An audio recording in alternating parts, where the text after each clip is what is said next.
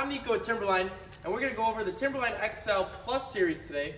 We're going to talk about operation of the unit, and we're also going to talk about the maintenance. First things first, you fill the unit right up in the front.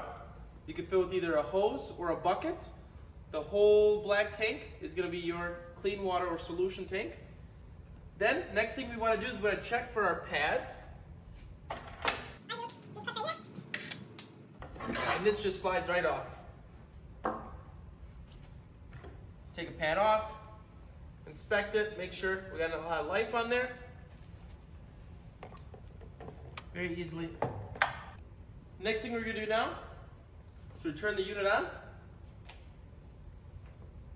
To propel the unit to the destination where we want to scrub, we're going to use the drive units with the potentiometer right here to control the speed. To put the scrub deck down on the floor, we're going to push and hold this black button here. And then we want to check our amp draw with this gauge right here. After the scrub deck's on the ground, we're going to turn our water on and then adjust the flow right here with this toggle.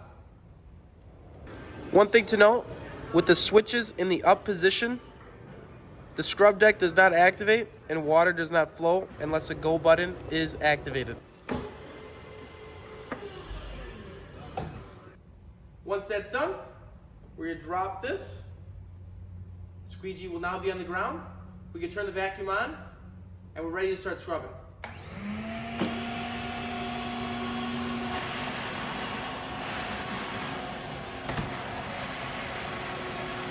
This gauge right here displays your battery level. Keep an eye on that while scrubbing. Lastly, we're going to talk about this e-stop. This is not an on-off switch, but only to be used in case of an emergency. Otherwise, we're going to use our key. Okay, so after we just scrubbed our facility and we're all done for the day, we're going to take our drain hose, crimp it, and bring it down to our drain. As that's draining, we're going to open up the lid to the unit. And we're going to go ahead and we're going to chase out the dirty water.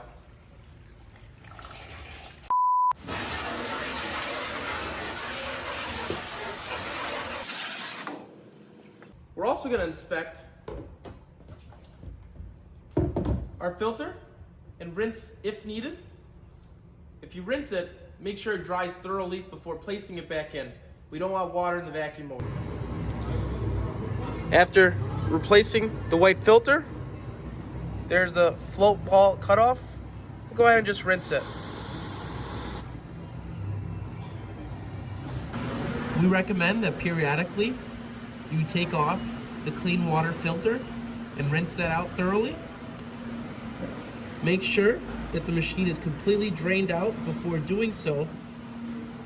Otherwise, you'll have a whole lot more water than that. Rinse that.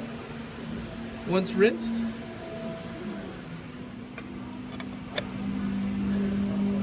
reinstall. Hand tight.